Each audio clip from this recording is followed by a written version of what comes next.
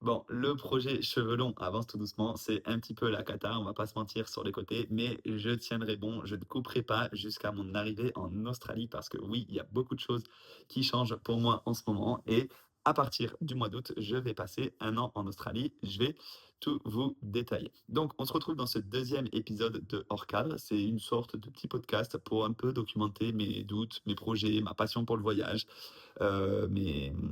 mes inquiétudes, vis-à-vis de mon futur. Peut-être en fait, ces épisodes, je les fais autant pour vous que pour moi parce que j'ai envie déjà pour vous, parce que peut-être que ça va vous plaire de vous retrouver dans quelqu'un de 27 ans qui partage les mêmes inquiétudes, les mêmes doutes, les mêmes incertitudes que vous et aussi la même passion pour le voyage, pour l'Asie du Sud-Est, pour même le reste du monde entier et le fait de découvrir, de sortir de sa zone de confort, de rester en mouvement pour le sport et cetera. Donc ça, c'est intéressant si je peux partager ces passions-là avec d'autres personnes et je l'ai fait également pour moi, tout simplement pour pouvoir un petit peu documenter mon processus de réflexion au fil des mois, au fil des années. Parce que là, on est début janvier 2026 au moment où je tourne cette vidéo et peut-être que début janvier 2027, je n'aurai plus du tout le même mode de pensée, je n'aurai plus du tout même dans quelques mois en fait. La vie, elle évolue tellement vite, ça peut être une rencontre, ça peut être une nouvelle expérience professionnelle, ça peut être ce qui se passe dans ton quotidien. En l'espace de quelques semaines, quelques mois, tu peux complètement changer et j'ai envie de garder une trace un petit peu de cette évolution. Donc, c'est la raison pour laquelle je tourne ces épisodes de hors cadre. Parce que hors cadre, j'ai toujours cette notion de sortir un petit peu du cadre qu'on m'a tracé. J'ai fait mes études, j'ai commencé mon métier. Certes, j'aime voyager, mais là, je rentre complètement dans un moule et je me rends compte que je n'ai pas envie de ça. J'ai très peu de certitudes, mais pour l'instant, la vie que j'ai, le confort que j'ai, la routine que j'ai pas envie de m'enfermer de suite dedans, du moins à 27 ans. Et c'est pour ça que j'ai demandé une année de disponibilité. Pour ceux qui ne savent pas, je suis professeur d'EPS dans l'éducation nationale à Paris. Et j'avais pas envie non plus de tout plaquer parce que j'ai quand même passé un concours qui, j'estime, est extrêmement difficile. J'ai fait 5 ans d'études, ça fait 5 ans que je travaille dedans. Et j'ai pas envie de tout plaquer du jour au lendemain sans aucun parachute de secours. Pour l'instant, j'ai pas forcément le courage de le faire. Peut-être que ça arrivera, peut-être que ça n'arrivera pas.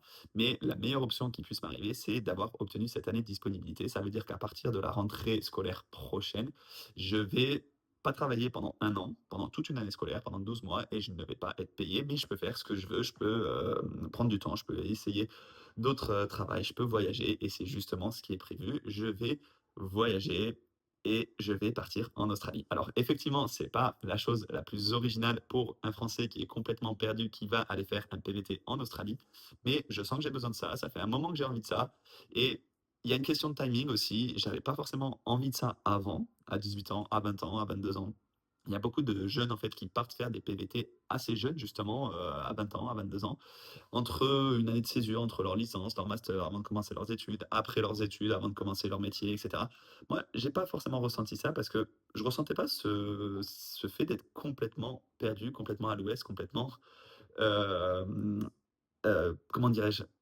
Sans avoir aucune certitude. J'étais presque sûr et certain que la voie que j'avais choisie, c'était la bonne pour moi. Mais plus ça va, plus je me rends compte que je suis pas forcément à 100 épanoui dans mon métier. Non pas que j'aime pas, mais c'est quelque chose qui ne m'anime pas au quotidien, on va dire. Et du coup, j'ai besoin de voir autre chose temporairement. Donc essayer de travailler en restauration, dans des hôtels, dans des fermes, dans de la construction, même s'il faut faire Uber Eats en Australie, je ferai Uber Eats en Australie. Voilà, j'ai besoin d'essayer d'autres choses, j'ai besoin de m'immerger dans un pays parce que certes, j'ai beaucoup voyagé, mais à chaque fois, j'étais dans cette position de voyageur, de touriste, de backpacker. Et là, j'ai envie d'être vraiment immergé dans la culture locale, en fait, de vivre au quotidien plusieurs semaines, plusieurs mois dans un même endroit et du coup d'avoir mes petites habitudes, et cetera. Donc ça, j'ai envie de ça. J'ai également envie de progresser en anglais. Alors, qu'on le veuille ou non, quand tu es en PVT en Australie, tu seras forcément confronté à des Français, mais je vais vraiment essayer de sortir de cette zone de confort pour progresser en anglais parce que j'ai un niveau très correct qui me permet de voyager dans tous les pays, mais j'aimerais quand même être un peu plus fluent, que ce soit plus fluide pour moi, du moins qu'il y ait moins cette charge cognitive de me dire, ok, et là, si c'est pas complètement fluide, comment ça va se passer notre interaction? Non, j'ai vraiment envie de progresser. Et puis voilà, j'ai envie de vivre à l'étranger. L'Australie, ça a l'air d'être un pays qui a énormément, à offrir et je connais très peu de personnes qui sont rentrées déçues, en fait, d'un PVT en Australie ou d'une expérience à l'étranger. Ça va forcément m'apporter quelque chose. Même si ça risque de ne pas répondre à mon questionnement professionnel ici, ça peut selon moi, que m'apporter quelque chose et si jamais je ne kiffe pas, eh beh, je pars voyager en Asie, je vais faire du volontariat, je vais faire tous les pays d'Asie que je n'ai pas fait et que je rêve de découvrir. Mais là, en attendant, on a quand même 2 projets, avant de partir en Australie. Je vais partir avec une de mes meilleures potes en février au Laos. J'ai adoré tous mes voyages en Asie du Sud-Est, hein. L'année dernière, j'ai fait les Philippines, j'ai fait le Vietnam, j'ai fait l'Indonésie, j'ai adoré. Donc là, on va passer 2 semaines au Laos, ça a l'air d'être un pays extraordinaire. Et au mois d'avril, je vais passer aussi 2 semaines en Thaïlande. Et pareil, alors certes un peu plus touristique, mais pas forcément moins authentique, je ne pense pas. Et du coup, beh, je vous partagerai tout ça sur, la chaîne. Je vous partagerai tout ça avec de nombreuses vidéos. Ça, vous pouvez compter sur moi. Et je pense que ce sera, une bonne préparation, du moins pour mon année, en Australie, qui va commencer donc à partir du mois d'août. Il est possible qu'au mois d'août, je reparte aussi avec des amis, encore une fois en Asie. C'est possible qu'on aille en Indonésie. Et le 30 août, j'ai le marathon de Sydney. Donc l'avantage, c'est que mon aventure australienne, elle a une deadline, un début. En fait, le 30 août, je dois être à Sydney pour courir le marathon. C'est absolument extraordinaire pour moi parce que cette année, j'ai couru le marathon de New York. C'est d'ailleurs le t-shirt du marathon de New York. C'est un des 7 majors, donc un des 7 marathons les plus prestigieux, on va dire, au monde. Sydney est rentré l'année dernière dedans, donc ce sera le deuxième major après New York. Et New York, ça a été vraiment l'une des plus belles expériences de ma vie. Franchement, j'ai pas peur de le dire, je pense que c'était l'un des plus beaux jours de ma vie. J'ai partagé ça avec mon père. Dans la ville qui m'a toujours fait rêver, la météo, elle était extraordinaire, j'étais trop bien préparé. L'ambiance à New York, c'était incroyable, indescriptible. De toute façon, je vous ai fait plein de vidéos dessus, mais c'était indescriptible et je pense qu'à Sydney, ce sera pas du tout la même chose, mais j'ai l'impression que le parcours est quand même sympa. On arrive, au bord de l'opéra de Sydney, c'est quand même majestueux, c'est quand même mythique et puis, de manière générale, courir un marathon dans une ville aussi incroyable que Sydney ou même que Paris, parce que oui, je cours aussi à Paris en avril, dans tous les cas, à chaque fois, ça reste une expérience de dingue. Donc l'aventure commencera à partir du 30 août et ensuite, beh, je ne sais pas si je resterai à Sydney, je ne sais pas si je bougerai en fonction des saisons, en fonction des rencontres, en fonction du taf que je trouverai, et cetera. Je me laisse en fait la porte ouverte à l'adaptation, au changement. J'ai pas envie d'avoir une idée, très précise de ce que je veux faire parce que je n'ai ni envie d'être déçu, ni envie d'être frustré. J'ai vraiment envie de pouvoir m'adapter presque au jour le jour. S'il faut que je change, d'endroit, dans 3 jours, ben je changerai d'endroit dans 3 jours. S'il faut même que je m'en aille de l'Australie parce que j'aime pas et qu'il faut que j'aille voyager, je sais pas, au Cambodge, beh, j'irai au Cambodge, en fait. Il y a pas de problème. C'est une année complète où je vais me laisser 100 vivre. Il va falloir que je travaille, évidemment, parce que l'Australie, ça se finance pas comme ça et il va falloir que je trouve de toute façon, j'y vais pour travailler. J'y vais pas pour passer un an de voyage, j'y vais vraiment pour travailler, donc pas forcément pour faire plus d'argent que nécessaire et mettre des sous de côté et cetera. Non, c'est vraiment vivre au quotidien mais en parallèle, j'ai toujours envie de, travailler sur mes projets perso. Donc pour ceux qui ne savent pas, j'essaie de lancer un business en parallèle.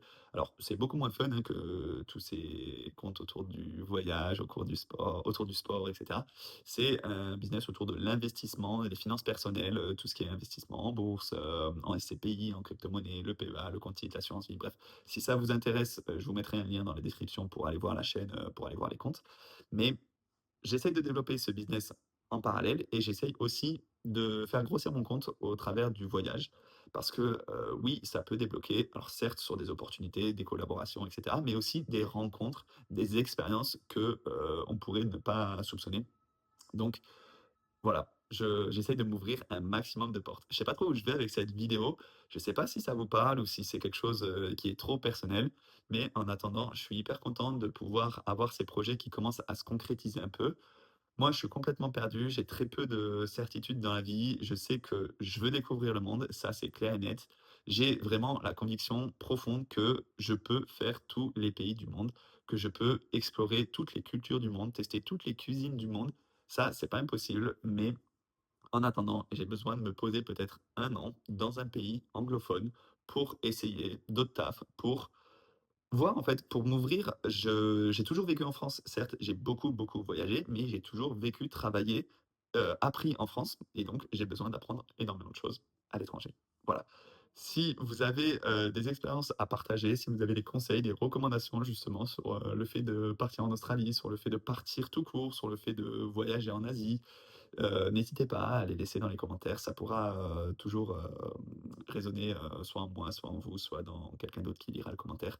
On est là de toute façon pour partager, nos meilleures expériences de vie. C'est pas du tout des leçons de vie, hein, ce qu'on va partager au travers de ces podcasts. C'est plus des expériences, des ressentis qui peuvent peut-être inspirer d'autres personnes. Mais voilà, c'est, le mot de la fin, je pense. Le podcast, il s'appelle Hors cadre. Pourquoi hors cadre? Parce que, j'ai pas envie de rentrer dans ce cadre qui m'a été déterminé, depuis des années, dans lequel je me suis moi-même enfoncé, en fait. J'ai vraiment envie qu'on puisse repousser nos limites, repousser notre zone de confort et rester constamment en mouvement, rester constamment en train de découvrir de nouvelles choses, en train d'apprendre de nouvelles choses et c'est comme ça qu'on va grandir. Voilà. Je vous fais des bisous. Je sais pas comment terminer ce podcast, c'est catastrophique et on se retrouve, j'espère dès la semaine prochaine dans un prochain épisode.